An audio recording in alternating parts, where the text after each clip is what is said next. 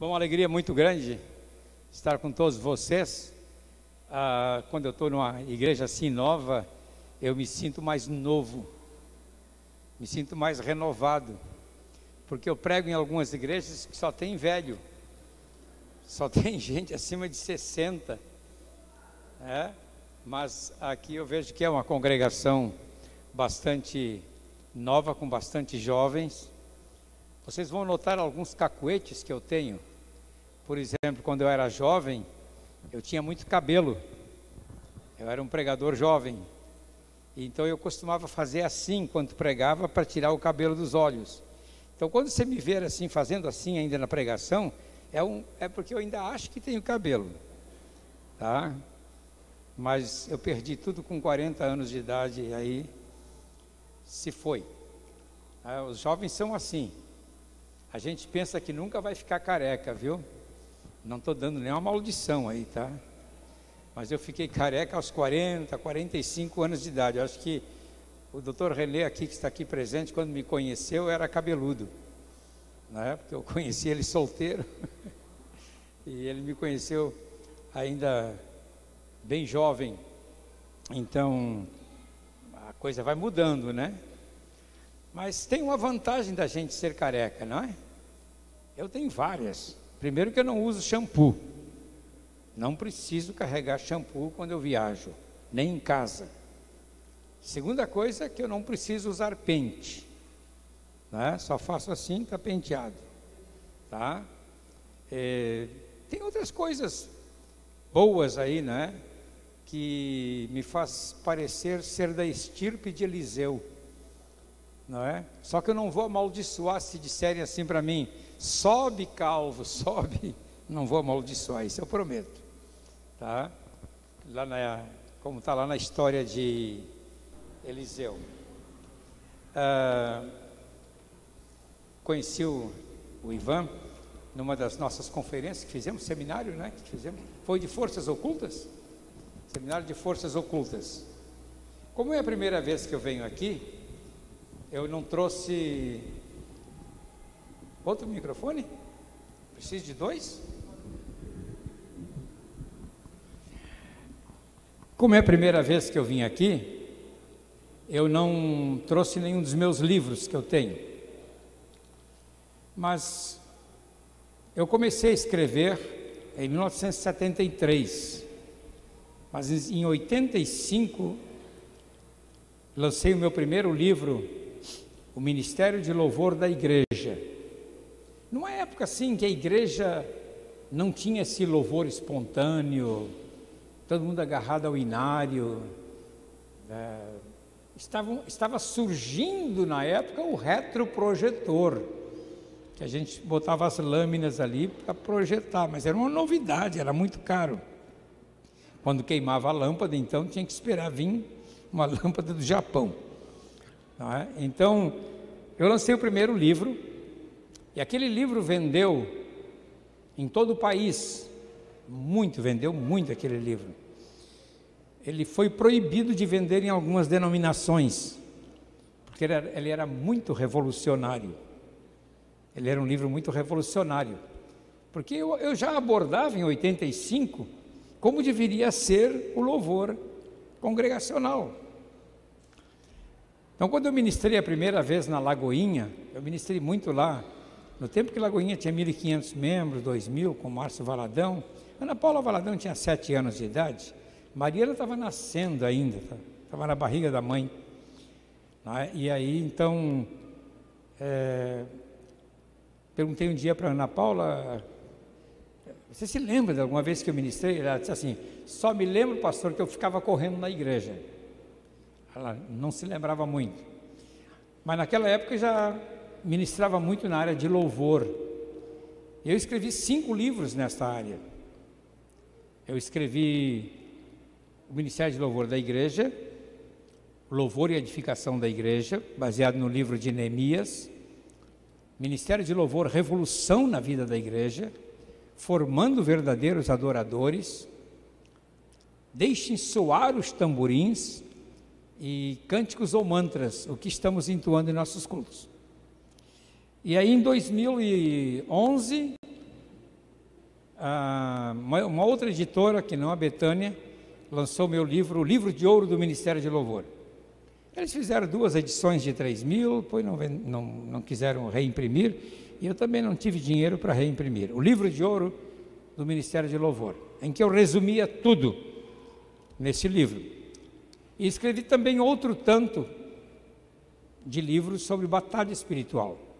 Aliás, já está combinado para maio, eu fazer dessa vez a gente já arrumou outra data para fazer uma conferência de batalha espiritual na Lagoinha da Avenida Farrapos. Então, meu ministério foi escrevendo, mas à medida que eu fui amadurecendo, ou ficando velho, eu comecei a trabalhar mais na área pastoral. Escrever livro para pastores, treinamento de pastores. Então, por exemplo, eu tenho um manual de formação de obreiros que eu abordo tudo da vida cristã, tudo, até como fazer uma celebração de casamento, um funeral. Abordo a questão ética, a questão se devemos doar órgãos, a questão do aborto, aborda tudo que é tema. Né? Mas esse livro eu vendi para um seminário teológico no Paraná, e tem 35.000 alunos que estudam essa matéria. Então, tenho me dedicado mais a isto. Agora eu estou num empreendimento, no final da vida, que é uma enciclopédia bíblica. É só um louco como eu para fazer uma enciclopédia bíblica. Mas está indo. Estou na letra C ainda. Comecei na letra A. Estou na letra C e tem 75 páginas. Então, já viu como é que vai ficar grande. Então, hoje eu estou, apesar de que eu comecei as comunidades no Brasil, ajudei a começar a comunidade cristã em Porto Alegre, e alguns me chamam aí como pai das comunidades, mas depois de 23 anos nas comunidades, eu deixei as igrejas que eu fundei, e recentemente, questão de 15 anos atrás, eu voltei para a Assembleia de Deus, lá de Porto Alegre, uma igreja local, onde a partir dali eu exerço meu ministério. Eu não sou pastor de igreja, né? Não faço parte de um ministério, digamos assim, estou ali na igreja local. Não, meu ministério é um ministério translocal, que Deus me deu para todo o corpo de Cristo. Então eu não sou denominacional, eu sou do corpo. Quer me achar feliz? Me coloca no meio do corpo de Cristo. Então, quando eu vou ao Nordeste, né, lá onde está a avó do seu genro, né, aí eu prego com aquela roupa clerical. Eu pareço ser um padre mesmo, né? Com aquela roupa clerical. Quando eu estou na Assembleia, eu prego de terno e gravata. Tá? E quando estou entre vocês, roupa esporte. É assim que a gente vai. Você não precisa abrir a sua Bíblia, mas você se lembra do texto de Atos capítulo 2, versículo 2. De repente, veio do céu um som, como de um vento impetuoso, que encheu toda a casa onde estavam assentados. Você consegue repetir comigo esse versículo? Ele é muito simples. De repente, veio do céu um som, como de um vento impetuoso, e encheu toda a casa onde estavam assentados. Esse texto está lá em Atos 2, porque o 2:1 começa assim, né? E cumprindo-se o dia de Pentecostes, estavam todos reunidos no mesmo lugar. E aí vem o versículo 2. De repente veio do céu um som, como de um vento impetuoso, que encheu toda a casa onde estavam assentados. E a continuação do texto seria: e apareceram distribuídas entre eles línguas como de fogo, e pousou uma sobre cada um deles, e todos foram cheios do Espírito Santo, e passaram a falar em línguas, conforme o Espírito lhes concedia que falassem. Aí continua, ora estavam habitando em Jerusalém, mas eu não vou recitar todo o capítulo 2, não é? Mas esse é a centralidade do texto de Atos 2, a descida do Espírito Santo no dia de Pentecostes. E eu tenho estado muito preocupado com o estado espiritual da igreja aqui no Rio Grande do Sul. E eu sempre dou boas-vindas aos irmãos que vêm de fora para começar a igreja no Rio Grande do Sul, porque eu creio que nós precisamos de gente que venham somar forças conosco. Precisamos de gente que venha somar com a igreja do Rio Grande do Sul. O gaúcho, de certa forma, ele é muito exclusivista. E ele às vezes não vê com bons olhos quem vem de fora. Mas eu sempre dei boas-vindas aos presbiterianos quando chegaram. Dei boas-vindas à Igreja Luz para os Povos. Dei boas-vindas a todas as denominações que foram se instalando em Porto Alegre, que eu conheço. E dei também as boas-vindas aos irmãos da Lagoinha. Ainda estou devendo uma visita ali para o Dalton em Cachoeirinha. Então eu creio que o mundo espiritual aqui da grande Porto Alegre precisa de um toque do Espírito Santo. Mas quem precisa mesmo é a igreja. A igreja precisa desse toque do Espírito Santo. E a primeira coisa que nós temos que entender é esse texto aqui. De repente veio do céu o que diz ali? Um som. O som é como de um vento, mas não era um vento, era um som. E a palavra no grego aqui é eco. Veio do céu um som como de um vento, porque o vento, ele faz um barulho quando encosta em alguma coisa, numa fresta. Eu sei quando está ventando, porque tem uma antena enorme da Claro num prédio na frente da minha casa, e aquela antena assobia, mas a antena não assobia.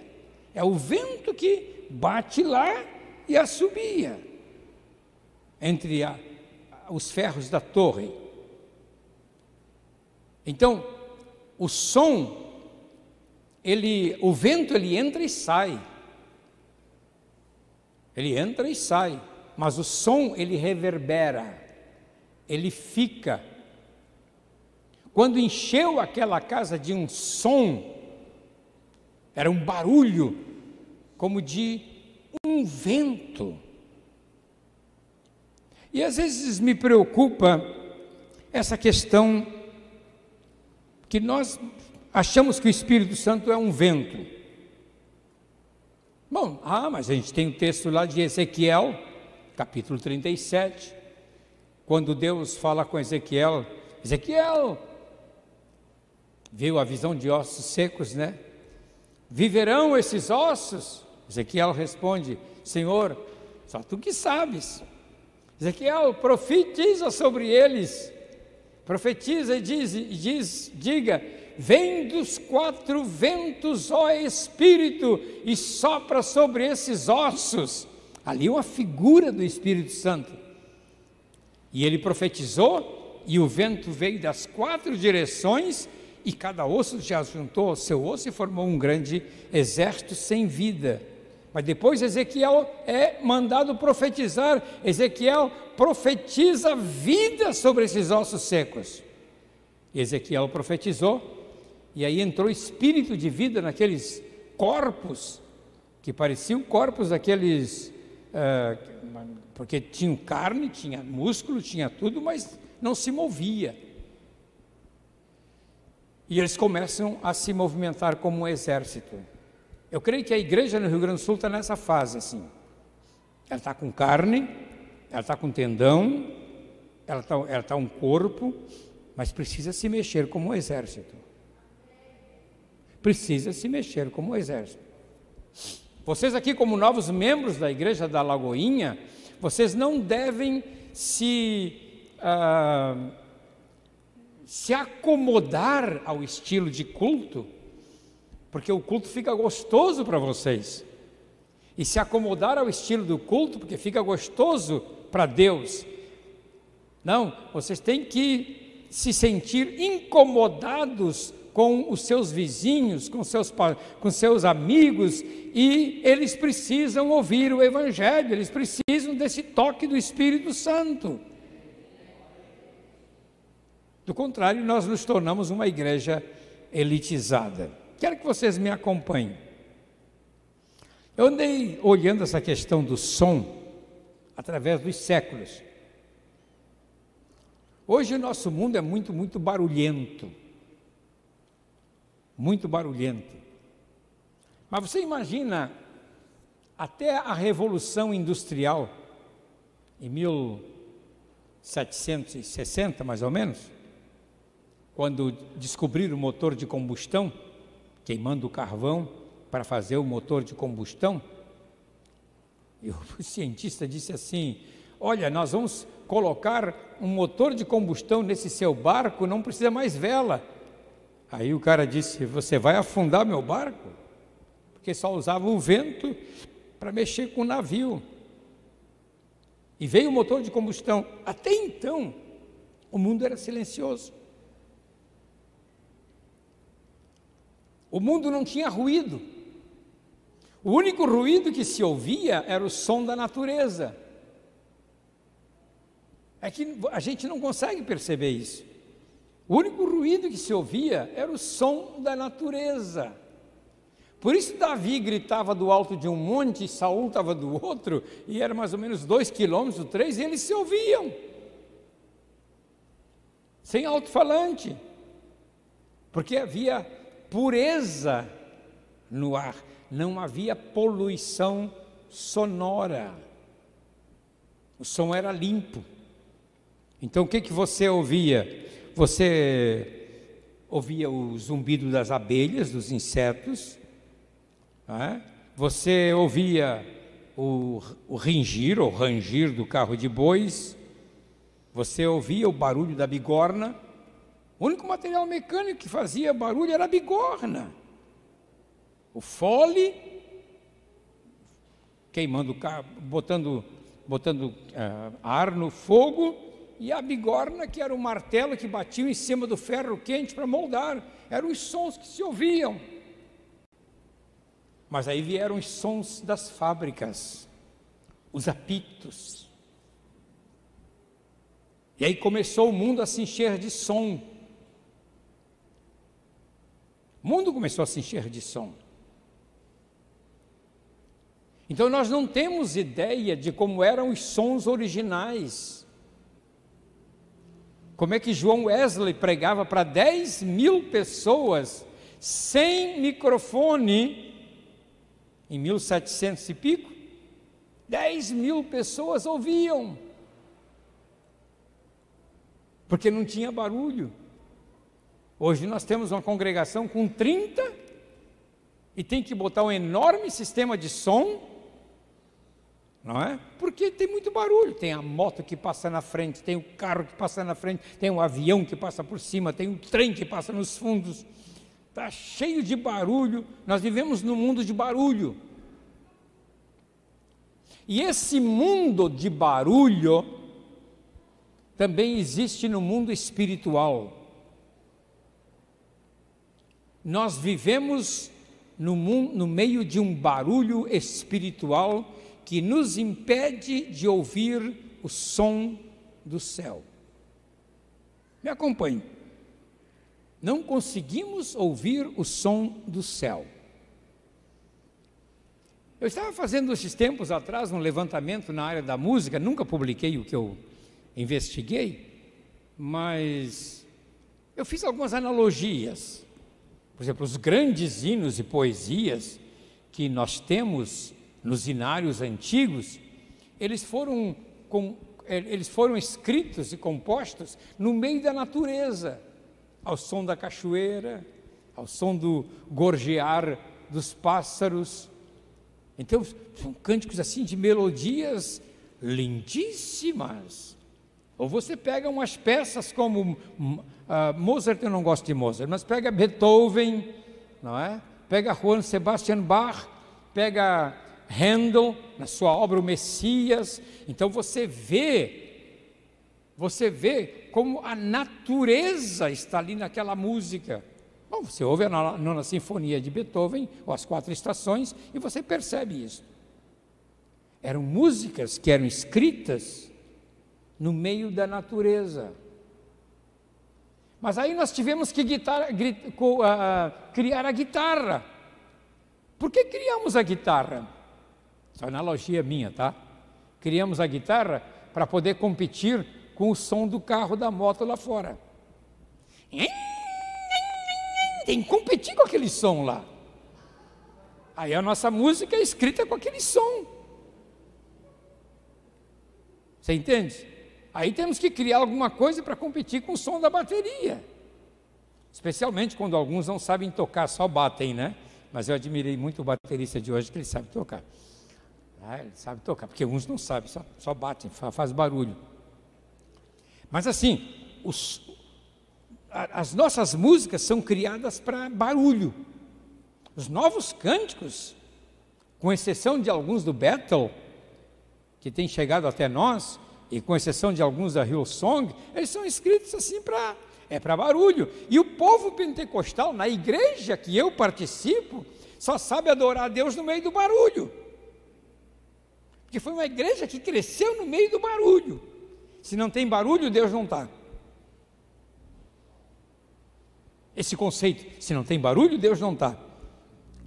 Aí você vai numa igreja episcopal bem tradicional e Deus está lá, no silêncio. Aí você vai num outro lugar, Deus está lá. Eu fui numa igreja católica esses tempos no interior do Paraná, estava caminhando, fazendo ginástica de abrigo, que eu estava fazendo uma conferência, resolvi entrar na missa. Tinha 1.500 pessoas na missa, sentei lá no último banco. Gente, era um culto evangélico. O bispo de lá tinha tirado todas as imagens. Só não pôde tirar a imagem do alto da torre. E ali, gente, eles só cantavam salmos, só cantavam cânticos da Bíblia, cantavam a Bíblia. E eu fiquei assim, meu Deus, estou admirado com esses católicos. Deus estava ali. Mas nós criamos um conceito, porque como fomos criados em igreja barulhenta, e vocês são criados em uma igreja barulhenta, que aqui é uma igreja barulhenta, não é? Se não é barulhenta, não é pentecostal. Aí nós achamos que Deus tem que se manifestar no meio do barulho. E perdemos muitas vezes a essência, não sabemos ouvir a Deus. Só ouvimos Deus se Ele gritar com a gente. Só ouvimos Deus se Ele gritar. Mas você já notou como a nossa mente, a sua mente, a minha mente, ela é tão sobrecarregada de som, que a gente não sabe distinguir o som de Deus, o som de Satanás e o som da nossa alma. A gente não sabe distinguir, é tanto barulho. Aquela música que você ouve durante o dia, aquilo fica lá dentro de você, batendo, batendo. Se você não ouve uma música cristã, ouve qualquer uma outra música, aí aquilo fica lá, dentro de você. Você sabe disso? Uma propaganda, um comercial que bate, repete, repete, repete. Você chega no culto e vai querer cantar. Como antigamente dois filhos de um missionário resolveram cantar um corinho na igreja. Eles eram missionários suecos. E aí tinha a propaganda do Melhoral. Melhoral, Melhoral, é melhor e não faz mal. Então eles foram para a Suécia, voltaram para lá, e o pai disse, eu quero que meus filhos cantem uns cânticos brasileiros. E o que eles cantaram foi Melhoral, Melhoral, é melhor e não faz mal. Porque aquilo entra na pessoa, aquilo fica impregnado na pessoa. E às vezes eu me questiono se eu estou ouvindo a voz de Deus. Quando, pois, se fez ouvir aquela voz, e esse eco aqui, esse eco, voz aqui é eco, quando, pois, se fez ouvir aquele eco, me fez lembrar de C.S. Lewis. O primeiro livro que eu li de C.S. Lewis, que foi em 1978, um livro editado pela ABU, que é da série Nárnia, né? A série Nárnia. Hoje está incluído em toda a série Nárnia, mas quem primeiro editou os livros de C.S. Lewis no Brasil foi a ABU, Aliança Bíblica Universitária. Então tinha o Menino, o Cavalo e a Feiticeira, que era o primeiro, né? Que é a série que começa o Nárnia com os meninos se escondendo na porta do guarda-roupa, não é? E eles então vão para outro mundo. E quando eles chegam no outro mundo, eles descobrem que tem um poste de lâmpada que cresceu. E o C.S. Lewis diz assim: enquanto a música tocava, as coisas cresciam, e o poste de luz cresceu, e as árvores cresceram. Então C.S. Lewis, ele tinha, como professor de Oxford, e ele era um poeta e filósofo, ele tinha uma percepção desse mundo espiritual de forma fabulosa. Aliás, vocês já leram C.S. Lewis, né? Pelo menos Nárnia, né? Ou então deve ler aquele do Cupim, né? Tem aquele do Cupim que é o agente de Satanás que vem para incomodar, não é? Então, esse som é maravilhoso. Quem melhor retratou isto numa música foi o Asaf Borba, na tradução que ele fez de uma música do inglês, que ele gravou, não sei em que época, porque ele gravou aquela música que falava a respeito, sobre a terra um novo som, uma voz nova a soar, uma perfeita sinfonia de louvor, anjos a cantar, com poder a proclamar, posso ouvir o céu rompendo em louvor a Deus. E aí o poeta pergunta assim: podes tu ouvir o som que vem do céu, do trono de Deus, proclamando glória, aleluia ao nosso Deus. Vocês já ouviram? Acho que nunca tinham ouvido essa música, lá do início, lá do passado, década de 80. O poeta pergunta, ele está dizendo: posso ouvir o céu rompendo em louvor a Deus. Gente, é preciso submergir, é preciso afundar-se nessa experiência com Deus para ver o céu, para sentir como é que é o céu, para ver a poesia de Deus. Então é impressionante quando eu estudo o livro de Salmos, eu sou professor de Salmos também, quando eu estudo os cânticos em Salmos e a métrica que eles usavam ali para escrever os Salmos, a métrica hebraica, eu fico admirado. Então quando ele canta sobre a terra um novo som, uma voz nova a soar, uma perfeita sintonia de louvor. Gente, o poeta está entrando no mundo de Deus. E aí quando eu li esse cântico, eu me lembrei de Atos capítulo 2:11, quando eles dizem assim: como os ouvimos falar em nossas próprias línguas as grandezas de Deus. O que eles falavam em línguas? As grandezas de Deus. Deus deu línguas que vêm pelo enchimento do Espírito Santo, Deus deu línguas para você poder expressar de maneira maior, mais profunda, as grandezas de Deus, ainda que você não entenda, mas alguém vai entender. Os anjos entendem, o próprio Deus entende a grandeza de Deus, que é isso que você faz quando fala em línguas. Você cita poesia. Eu nunca esqueço uma experiência que eu tive há muitos anos. Eu tinha um Fusquinha e eu andava por uma estrada muito esburacada e eu estava dirigindo e falando línguas, né? Aquele carro sacudia todo, que eu caía de um buraco e entrava no outro. Caía de um buraco e entrava no outro. Eu estava falando língua, eu estava cantando um cântico em línguas. E eu não tinha interpretação. Aí depois, dali a um mês, eu estava lá na cidade do Alegrete. Uma vez o Dr. René foi comigo ao Alegrete, dirigindo aquele meu velho Opala. E fomos ao Alegrete. E eu estava tocando meu acordeão um dia de manhã lá, e veio aquela língua de novo, a mesma melodia. E aí eu disse: Deus, me dá interpretação, porque é a mesma língua que eu falei lá dirigindo meu Fusquinha. Agora eu estou tocando acordeão aqui, veio aquilo de novo, e Deus me deu interpretação.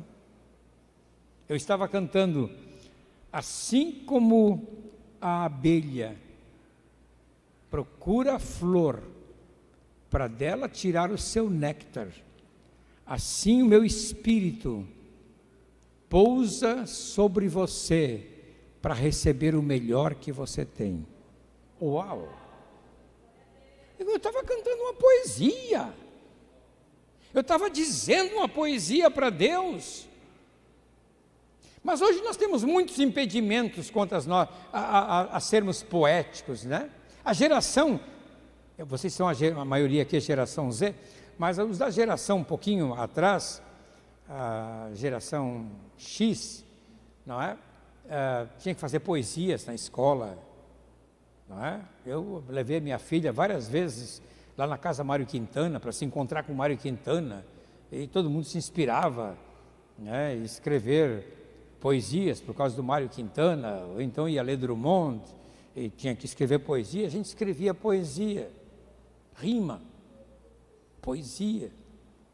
Hoje os cânticos não têm rima na igreja. São raros os cânticos que têm rima e têm poesia. Porque as pessoas estão embrutecidas, sem ouvir a Deus. E quando você ouve o Espírito de Deus, o Espírito de Deus, ele é poético, ele traz poesia, ele traz cântico, ele traz revelação. Eu estou talvez ministrando numa área assim que para alguns seja difícil entender. Para alguns seja difícil entender, mas você vai entender pelo o Espírito Santo de Deus, tá? Vai entender pelo Espírito Santo de Deus. Antes este som, porque o som do Espírito começa em Atos 2. Lá em Atos 8, quando Filipe evangeliza o tesoureiro da rainha Candace, na estrada de Jerusalém a Gaza, e diz que depois do batismo, que ele foi batizado, o tesoureiro da rainha Candace, que era a rainha da Etiópia, seguiu o caminho afora, alegre e jubiloso, porque ouviu o novo som do Espírito. Filipe pergunta: o que você está lendo? Eu estou lendo Isaías 53 aqui. Claro, não está para o capítulo, né? Eu não entendo o que eu leio. E ele explica, e o tesoureiro da rainha Candace se converte, e sai cantando, e leva o som de Deus para a Etiópia. Quando os missionários chegaram aqui no Brasil, eles trouxeram o som de Deus para o Brasil. Quando o primeiro missionário veio, que evangelizou Dom Pedro II, que começou a igreja evangélica fluminense em Petrópolis, depois em Niterói, que depois se chamou Igreja Congregacional, Ele trouxe o som do Espírito. A mulher dele escreveu um montão de cânticos que está nos inários. Então eu estou consignando vocês, essa nova geração, a entrar nesse mundo espiritual e captar a melodia do céu. Não digo que essa melodia do céu para ser cantada na igreja, mas a melodia do céu que vai fazer soar no seu coração. Tem um hino da harpa cristã que diz assim: do meu coração vibram as cordas, afinadas para o mestre louvar. Você tem cordas no coração, essas cordas estão afinadas, e o Espírito Santo ouve o que você canta. Mas é assim, mas pastor, eu sou desafinado. Mas quando você pode cantar desafinado, mas quando chegar ali no céu já chegou bem afinadinho, tá? Aos ouvidos de Deus vai ficar bem afinadinho. Talvez doa no meu ouvido, porque o desafinado dói no meu ouvido, mas não dói no ouvido de Deus. Então, se você é desafinado, louve. Se você é afinado, louve. Posso continuar? Tem que cuidar do meu horário aqui, rapaz. Uau, está na hora de terminar. Então, a palavra diz lá em 1 Samuel 3,1: naqueles dias a voz do Senhor era rara. E agora Deus está treinando um menino para ouvir a sua voz. Que a primeira vez que ele ouve a voz de Deus, ele ouve Deus dizendo: Samuel, Samuel. Para onde é que ele vai correndo? Para o quarto de Eli, o sacerdote. O Senhor me chamou? Ele não conhecia a voz de Deus. Segunda vez, o Senhor chamou: Samuel, Samuel. Ele corre para Eli. Terceira vez, corre para Eli. O Eli, então, esperto, disse: meu filho, se te chamarem de novo, diga assim: fala, Senhor, porque o teu servo ouve. E quando chamou, ele disse: fala, Senhor, porque o teu servo ouve. E alguns acreditam que foi Samuel que começou as escolas de profetas. Porque quando lá em capítulo 10 de 1 Samuel, quando ele orienta Saul, dizendo: consagra Saul lá sozinho, e diz que Saul será rei, vão acontecer esses sinais contigo, tu vais chegar em certo lugar, vais encontrar um grupo de profetas que descem do alto com seus tamborins, e os profetas vêm atrás profetizando. Ali no Antigo Testamento significa louvando a Deus, glorificando a Deus, exaltando a Deus. E aconteceu aquilo, já tinha um grupo de profetas. Aí 350 anos depois, lá na época de Elias, você vê a casa de profetas em Ramá, a casa de profeta em Jericó, a casa de profeta em vários lugares. Profetas sendo treinados para ouvirem a voz de Deus. Gente, se naquela época já tinham que ser treinados para ouvir a voz de Deus, numa época de silêncio, imagina hoje.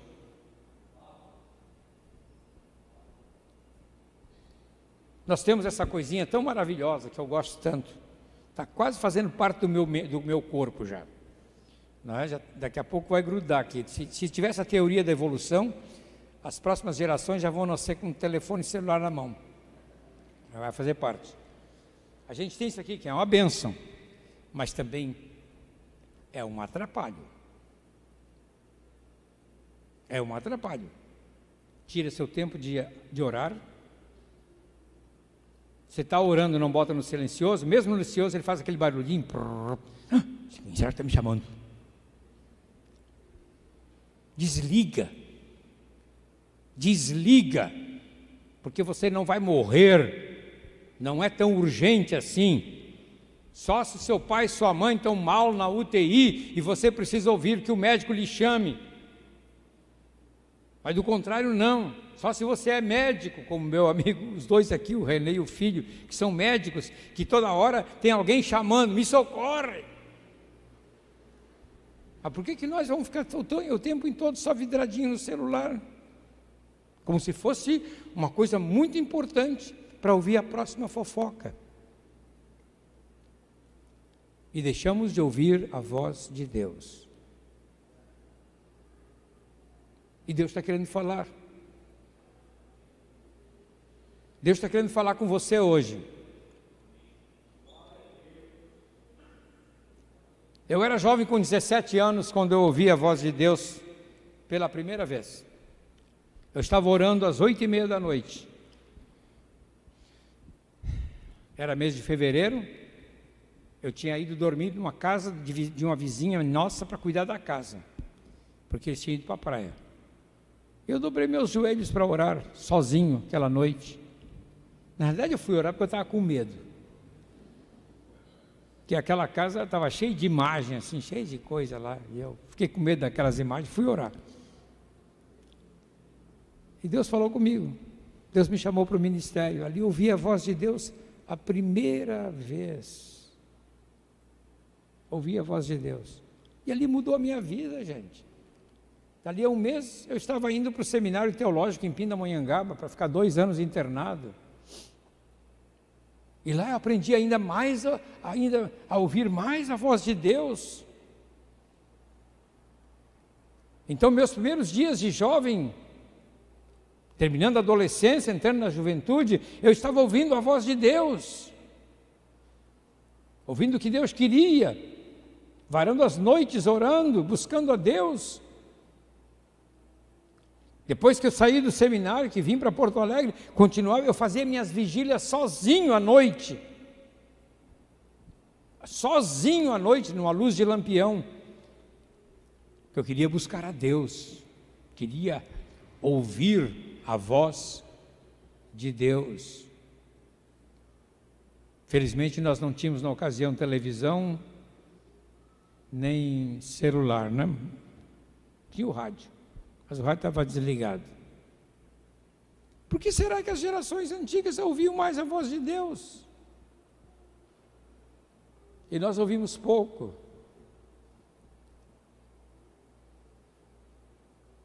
A gente não tem condição de dizer, fala, Senhor, porque o teu servo ouve. A gente não está ouvindo o que ele está dizendo. Ele chama, chama, chama. E não, a gente não ouve. Se lá no Apocalipse, ele já está dizendo em Apocalipse 3:10, eis que estou à porta e bato. Se alguém ouvir a minha voz e abrir a porta, eu entrarei e cearei com ele e ele comigo. E Deus está batendo, batendo, batendo, batendo e a gente não ouve. Estou usando figurativamente, tá? Isso é figurativamente. A gente não ouve. Então eu creio assim que a gente precisa treinar os ouvidos novamente para ouvir a voz do Espírito. É isso que eu tenho falado com o Jonathan, que é o médico, com a equipe dele, ouvir a voz do Espírito. Jesus advertiu várias vezes, ali, tanto em Mateus como em Lucas, quem tem ouvidos, ouça. Depois em Apocalipse, cada mensagem para aquelas igrejas, ele encerra dizendo, quem tem ouvidos, ouça o que o Espírito diz às igrejas. E essa palavra tem que ser vivida entre nós, queridos. Quem tem ouvidos, ouça. Porque havia um problema em Israel, que Jesus trata disso lá em Mateus 13. Quando os discípulos perguntam para Jesus, Senhor, por que lhe falas por parábolas? E Jesus cita o trecho do profeta Isaías, capítulo 6, porque nós só conhecemos o capítulo 6 de Isaías, aquele trecho que ele diz, no ano em que morreu o rei Uzias, eu vi o Senhor assentado no alto e sublime trono, e as abas de suas vestes enchiam o templo. Né? Isso nós gostamos muito, mas não entendemos o que ele diz logo a seguir, quando ele fala assim, a mensagem de Isaías no capítulo 6, continua dizendo assim, vai e diga a este povo, ouçam, ouçam, mas sem entender, vejam, mas sem perceber. Tá? Porque diz assim: torne insensível o coração deste povo, endureça-lhes os ouvidos e feche os olhos deles, para que não venham a ver com os olhos, ouvir com os ouvidos e entender com o coração, e se convertam e sejam curados. Então Jesus tinha que falar por parábolas, porque aquele povo já não ia entender mais mesmo. Mas aos discípulos ele disse: a vocês é dado conhecer os mistérios do reino dos céus. É o que ele diz para vocês hoje, para a igreja. O mundo aí fora não quer ouvir, está surdo, mas Deus está dizendo para a igreja: a vocês é dado conhecer os mistérios do reino dos céus.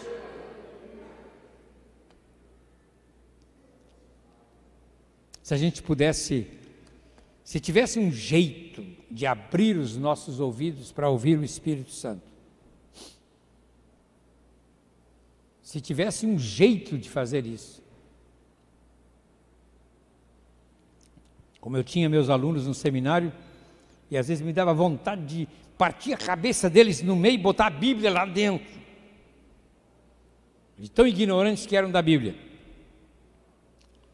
Crentes antigos, vou dar aula do Antigo Testamento, pergunta assim: hoje nós vamos ter aula sobre o livro de Daniel, quem é que já leu Daniel? Ninguém levanta a mão. Quem é que já leu Jeremias? Ninguém levanta a mão. Mas o que vocês leem? Aí eu me recusava, dizia: eu não vou dar aula de Daniel hoje, até que vocês leiam o livro de Daniel. Então vocês vão ler o livro de Daniel 5 vezes. E aqui estão os testes que vocês têm que fazer. Na aula que vem a gente conversa.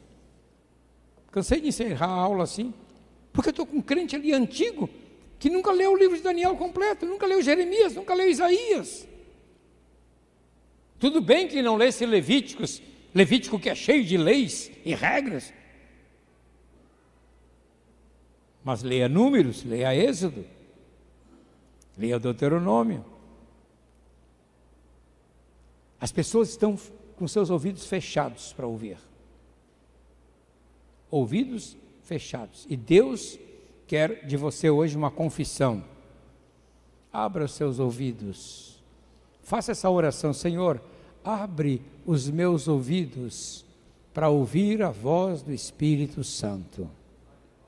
Abre os meus ouvidos para ouvir a voz do Espírito Santo.